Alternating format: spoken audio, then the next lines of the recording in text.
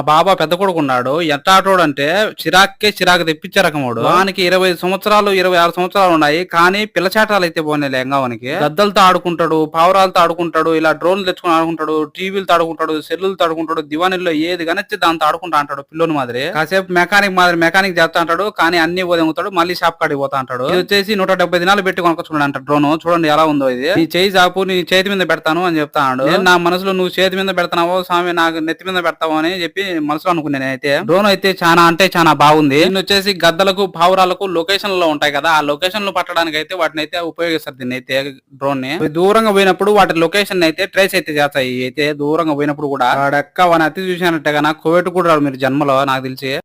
మస్తు షేడ్స్ ఉన్నాయరా నీలా. అబ్బో కమలాసన్.